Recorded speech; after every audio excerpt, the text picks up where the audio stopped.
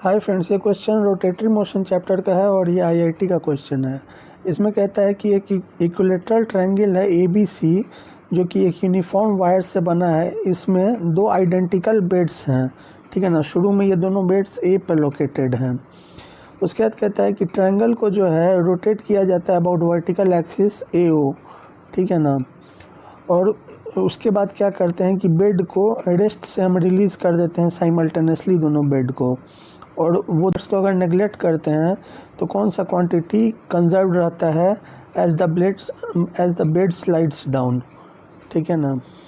तो friends, external force जो act कर रहा है सिस्टम पे वो है FP यानी सपोर्ट फोर्स फ्रॉम पिवोट, ठीक है ना, और FG यानी फोर्स ऑफ ग्रेविटी, ठीक है ना। ये दोनों external force act. Friends, FP जो है ये along axis of rotation act कर रहा है, इसलिए ये जीरो टॉर्क प्रोड्यूस कर रहा है अबाउट एक्सिस AO, ठीक है ना।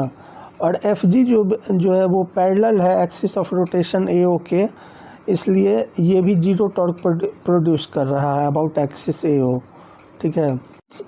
नेट एक्सटर्नल टॉर्क जो है about axis of rotation AO वो हो गया जीरो, इसलिए total angular momentum about axis AO जो है अबाउट एक्सिस ऑफ रोटेशन वो कंजर्व्ड रहेगा, ठीक है।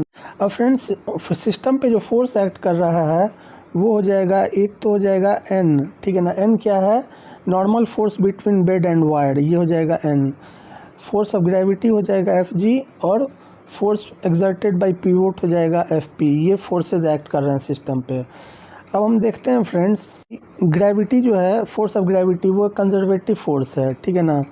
N जो है ये परपेंडिकुलर टू बेड वेलोसिटी, ठीक है ना, इसलिए N जो है कोई वर्क नहीं करेगा, ठीक है ना। फ्रिक्शनल इफेक्ट को हम यहाँ नेग्लेक्ट करके चल रहे हैं। पिवोट जो है एट A वो फिक्स है, इसलिए पिवोट फोर्स भी कोई वर्क नहीं करेगा, ठीक है। इसलिए हम देखते हैं फ्रेंड्स कि फोर्स जो एक्ट कर रहा है सिस्टम पे वो आइदर कंजर्वेटिव है या वो वर्क नहीं कर रहा है, इसलिए टोटल मैकेनिकल एनर्जी जो होगा सिस्टम का वो कंजर्व रहेगा।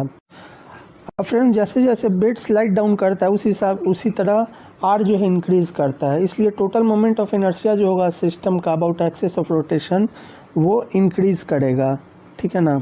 इसका मतलब हमारा मोमेंट ऑफ इनर्शिया इंक्रीज करेगा। अब एंगुलर मोमेंटम कंजर्व्ड है, इसलिए I ओमेगा कांस्टेंट हो जाएगा।